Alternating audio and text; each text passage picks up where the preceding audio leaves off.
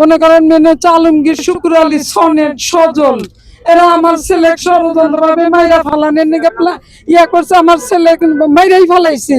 তারপরে আল্লাহ খাইতে সবার দোয়া আমার ছেলে যাই কি হয়েছে। এখন আবার আমার নতুন করে এই আলমগীরের, শুক্র আলী করে যন্ত্রণা আমরা এলাকায় থাকতে পারতেছি না। আমার ঘরে যায় ইয়া করছে, ঘর দুয়ার ভাঙাচোরা করছে, আমার শরীরে হাত তুলছে আলমগীর।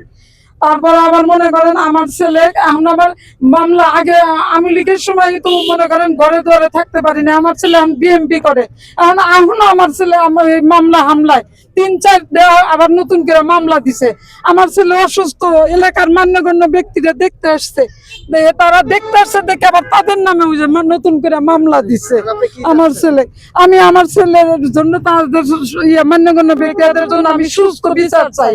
আমার ছেলেকে মারছে এর আগে, আর আমার ছেলেকে আগে মারছে, আমি বিচার এখনো পাই নাই। আবার নতুন করে এগুলা মামলা হামলা দিতেছে, আমি এগুলা সুস্থ বিচার চাই। আমরা আজকে বাংলাদেশ জাতীয়তাবাদী ছাত্র দল রূপগঞ্জ উপজেলা শাখা কর্তৃক আজকের মানববন্ধন আমরা এসেছি।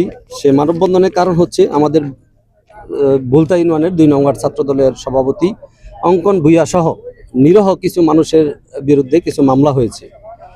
অঙ্কন ভূঁইয়াকে ইতিপূর্বে যারা মামলা দিয়েছে তারা তাকে হত্যা চেষ্টার জন্য তারা নির্মমভাবে তাকে কুপিয়েছে, অনেকটা মৃত্যু নিশ্চিত করে রেখেই তারা ওই জায়গা ত্যাগ করেছিল, আপনারা জানেন। এবং আপনাদের ওই জায়গায় অনেক ছবি আছে, ফুটেজ আছে অঙ্কন হত্যাকাণ্ডের, এবং এলাকার মধ্যে মাইকিং হয়েছিল অঙ্কন মারা গেছে।